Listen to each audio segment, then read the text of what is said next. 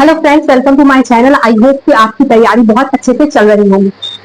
आप जो भी एग्जाम की तैयारी कर रहे हैं, आपको उस एग्जाम के लिए ऑल द बेस्ट। इस वीडियो को आप पूरी देखें और अगर आपको मेरी वीडियो अच्छी लगे तो सब्सक्राइब भी कर दें।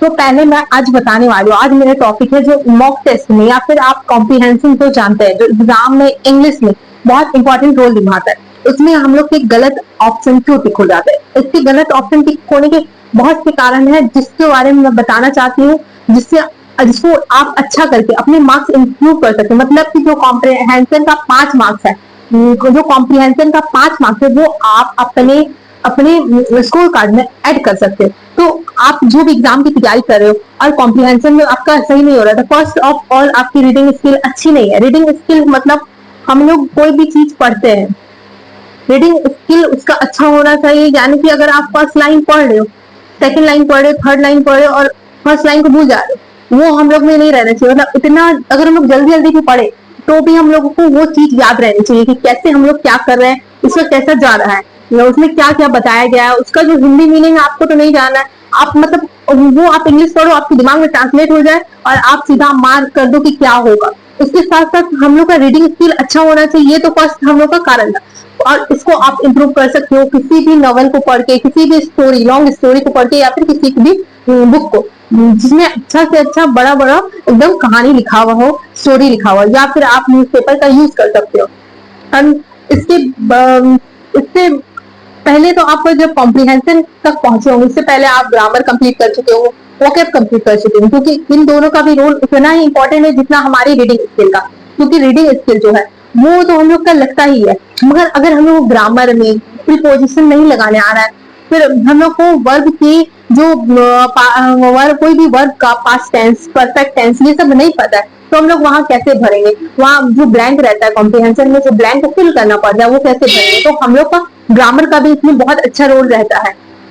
तो आपको ये अपना कॉम्प्रिहेंशन अच्छा करने के लिए ग्रामर, रीडिंग स्किल दोनों बेस्ट होनी चाहिए। और थर्ड, आपका वोकैब भी उतना ही इम्पोर्टेंट है, क्योंकि कोई भी स्टोरी वर्ड के बिना अच्छे, कोई भी स्टोरी वर्ड के बिना नहीं मतलब लिखी जा सकती, या फिर कोई भी चीज पैराग्राफ आप उसमें वर्ब तो पाते ही है, वर्ब तो रहता ही है।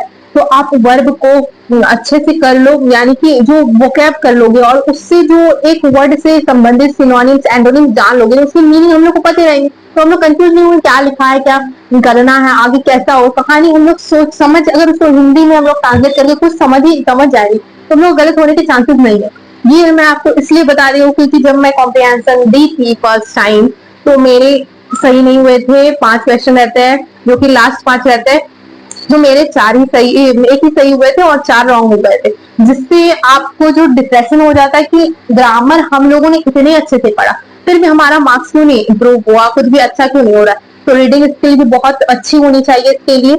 और तो और हम लोगों को जो वोकैब और ग्रामर उतना ही इंपॉर्टेंट है। मैंने देखा है कि ज्यादातर प्रीपोजिशन और वर्ब, जैसे वर्ब जो होते हैं वो थोड़े से हट के रहते हैं, वो कैप पढ़ने के बाद ही वो हो सकता है, क्योंकि वर्ब हम लोग नॉर्मल वर्ब, इजी वर्ब जानते थे। मतलब हम लोग अपना जो 10th का एग्जाम दिया, 12th का एग्जाम दिया, ये सब जब हम लोग कर रहे थे तब हम लोगों ने इजी इजी वर्ब पढ़े। हालांकि अगर आप इंग्लिश मीडियम से हैं तो आप लोगों ने पढ़े होंगे, फिर भी हम लोग को कुछ वर्ड्स नहीं आते, जो कि हम लोग सिनोनिम्स, एंटोनिम्स पढ़ने के बाद ही कर पाते हैं। तो इसका रोल भी बहुत इंपॉर्टेंट है।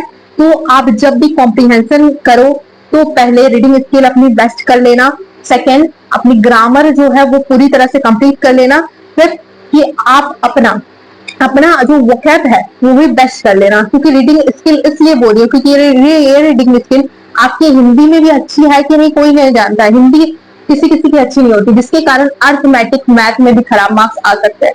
तो आप अपनी स्किल अच्छी करें, खुद भी पढ़े तो ऐसे पढ़े कि आप अगर फर्स्ट सेकंड थर्ड तक पहुंचते पहुंचते फर्स्ट लाइन ना भूल जाओ, मतलब आपको सब कहानी ऊपर का भी याद है, क्या क्या बोला गया है, क्या लिखा हुआ है, इससे ही आप आगे का आंसर दे सकते हैं। और थर्ड, कुछ ऐसे कॉम्प्रिहेंशन के क्वेश्चन होता है जिसमें ना कुछ हिंट दिए रहते हैं आगे, पूरे अच्छे से आपको शांति से पढ़ना है। फर्स्ट आपको पूरा पैराग्राफ पढ़ना है शांति से एकदम, फिर सेकेंड बार में जब आप पढ़ोगे तो देखोगे कि यस मैंने आगे कुछ पढ़ा था, कुछ हिंट था जो कि आपके आगे को ऑप्शन भर सकते हैं। ये सब में नहीं होता, यानी कि ये सब क्वेश्चन 5 क्वेश्चन का आंसर नहीं दे सकता, कुछ ही कॉम्प्रिहेंशन में ऐसा हो जाता है। और हालांकि ये आपकी 3 चीजें ही काम देगी, रीडिंग स्किल, ये ग्रामर, पूरी इंग्लिश ग्रामर अच्छे से कंप्लीट होनी चाहिए। और थर्ड आपका वोकैब।